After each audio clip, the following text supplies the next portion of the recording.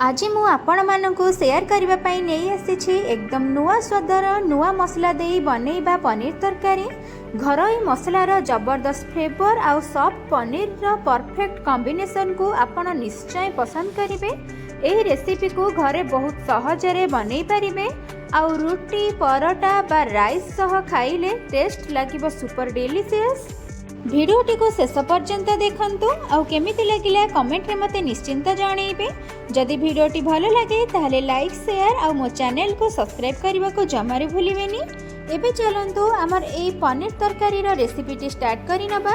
नमस्कार, मु रोजालिन आपण मानकु स्वागत करूछि आरएस सानवी होम कुकिंग को। पनीर तरकारी बनेबा पई प्रथमे त हमकु पनीर दरकार। तो एठी मु 300 रु 400 ग्राम पनीर नेछि। आपण जदि अधिक बा कम क्वांटिटी रो तरकारी बनेबा को चाहउचंती ताहले सेही अनुसार आपण पनीर कम बेसी भी नै परिबे। एबे चलंतु आमे पनीर को छोटो छोटो पीसेस रे काटि नबा। आपण चाहिले आपण हिसाब रे पनीर को छोटो बड़ पीस करके काटि परिबे। एठी मु पनीर को मीडियम साइज रखी की काटि नउछि। एठी आपण देखिकी जानि पारुथिबे मु पनीर को मीडियम साइज रो रखिकी काटि नेछि। आपण भी ठीक एमिति पनीर को काटि नेबे। एबे चलंतु पनीर को आमे तेल रे छाणी नबा। पनीर को छाणीबा पई प्रथमे मु गोटे कड़ाई नै जाइछि। कड़ाई टिके गरम होई साला परे सेथिरे आमे तेल देई दबा। तो एठी मु पनीर छाणीबा पई रिफाइन तेल ऐड करिछि। तेल टिके हल्का गरम होई साला परे सेथिरे आमे काटि के रखिथिबा पनीर को देई दबा। एठी आपण तेल को बेसी जोरे गरम करिवेनी नहले हमर पनीर पोड़ी जाई पारे। तो सेथि पई हमर तेल को हल्का से गरम कर साला पारे पनीर को देई देबे। एठी देखंतु पनीर को मु तेल रे देई देइछि। एबे हम एहा को किछि समय हबा पई छाडीबा। एठी आपण देखि कि जानि पारुथिबे हमर गोटे पट साइड टिके टिके हेई आसिलानी। हमें टिके पनीर को एपट सेपट करि नबा। देखि कि जानि पारुथिबे एठी हमर पनीर पूरा परफेक्टली हेई आसिलानी। एबे हमें एहा को छाणी की गोटे प्लेट को नै आसीबा। पनीर को छाणी की एठी मु पानी रे देई देछि। पानी रे दबा द्वारा पनीर हमर टिके सॉफ्ट हे जिवो, तरकारी बहुत बढ़िया से बनिबो। आपण एमिति ठीक पनीर को छाणी की पानी रे देई देबे। एठी देखंतु पनीर तरकारी पई मु किछि आलू नेछि। तो आलू को मु एठी मु लंबा लंबा पीस करिकि काटि कि नै जाइछि। पाखापाखि एठी मु 2टी बड़ साइज रो आलू नेछि। आपण जेउ परिमाण रे तरकारी बनेबे ताको देखिकि आलू और पनीर व्यवहार करिवे। एबे चलंतु आमे पनीर तरकारी पई मसला प्रस्तुत करिबा। मसला पई एठी मु 3टी मीडियम साइज रो पियाज नेछि। पियाज को आमे एबे काटि नबा। आपण जेउ परिमाण रे तरकारी बनौथिबे ताको देखिकि आपण मसला प्रस्तुत करिवे। प्रथमे आमे पियाज को 2 फाळ लेखा काटि नबा। 2 फाळ लेखा काटि सारला परे गोटे फाळ पियाज को आमे 4 फाळ लेखा करि नबा। एठी देखंतु मु जेमिति पियाज काटुची आपण ठीक सेमिति ही मसला पई पियाज काटि नेबे। एठी देखंतु पियाज को आमे बड़ बड़ साइज करके काटि नै छे। पनीर तरकारी पई एठी आमे मसला बनै आनी छे। पियाज को आमे बड़ बड़ साइज करी काटि नै छे।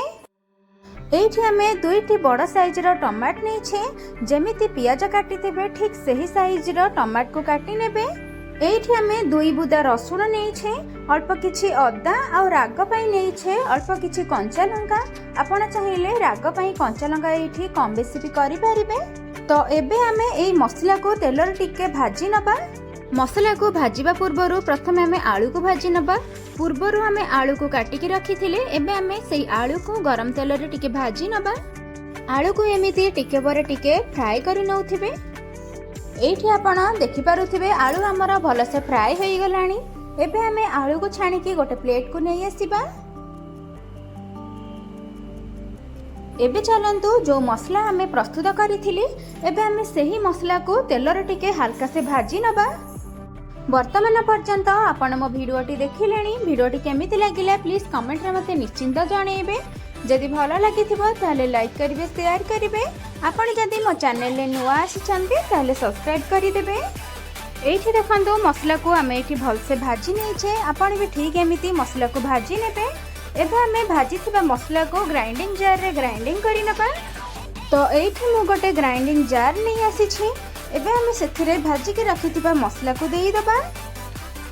एठी आमे सबतिक मसला को ग्राइंडिंग जार रे देई छे। एबे चलंतु मसला को ग्राइंडिंग करके नहीं आसीबा। एबे मसला कसेइबा तो सेथे पई प्रथमे मु गोटे कड़ाई नै जाईछि। एबे हम सेथिरे अल्प किछि तेल देई दबा। तेल देई साला परे सेथिरे हमें किछि सुखिला गरम मसला पकेइबा। तो एठी मु नेछि गोटे गुजराती, अल्प किछि दालचीनी, अल्प किछि गोलमरीच आ किछि लवंग, ए सब सुखिला मसला गरम मसला देई साला परे सेथिरे मु गोटे तेजपत्र को 2 खंड करके देई दोछि। एबे हमें गरम मसला को तेल रे टिके हल्का हल्का करके भाजी नबा। एठी हमर गरम मसला भाजी होई गलानी। एबे हमें सेथिरे ग्राइंडिंग करिथिबा मसला को देई दबा। मसला को देई साला परे सेथिरे हमें अल्प किछि पानी देई दबा। पानी देके मसला को हमें कसेइबा। एबे हमें सेथिरे किछि घरोई मसला ऐड करिबा। अल्प किछि देई दबा हळदी गुंड, स्वाद अनुसार लूण देई दबा। एबे हमें गोटे छोट चम्मच धनिया गुंड देई दबा। हाफ चम्मच देई दबा गरम मसला। पनीर तरकारी रो भलो गोटे कलर आनिबा पई सेथिरे हमें देई दबा गोटे बड़ चम्मच काश्मीर लंका गुंड। एबे हमें सबुतिक मसला को भलो से मिक्स करी नबा। मसला को हमें एबे किछि समय छाड़ीबा फुटीबा पई। एठी हमरा मसला भलो से फुटी आसिलानी। मसला भी भलो से कसी होई गलानी। एबे हमें सेथिरे भाजी के रखिथिबा आलू को दबा। आलू को देई साला परे एबे हमें सेथिरे पनीर को दबा। आलू और पनीर को भलो से मसला सहित गोळेई नबा। आपण एमिति दिने पनीर तरकारी घरे बनातु, देखिबे एटा खाइबा को बहुत ही बढ़िया लागिबो। आपण थरे बनेइले बारंबार बनेबा को इच्छा करिवे। तरकारी को आमे एबे 5 मिनिट पर्यंत कवर करी नबा, जहा द्वारा हमर आलू टिके सिझी जिवो, तरकारी बहुत बढ़िया से बनी जिवो। एबे चलंतु आमे देखि नबा। एठी हमर 4 रु 5 मिनिट हेई गलानी। देखि पारुथिबे तरकारी पूरा टकमक हेकी फुटी गलानी। आपण को मु एठी चेक करके देखै दोछि आलू हमर भल से सिझी ना सिझिनी। एठी देखंतु आलू पूरा हमर परफेक्टली सिझी छी। एठी हमर पनीर तरकारी रेडी हे जाई छी। एबे हमें गैस को ऑफ करी नबा।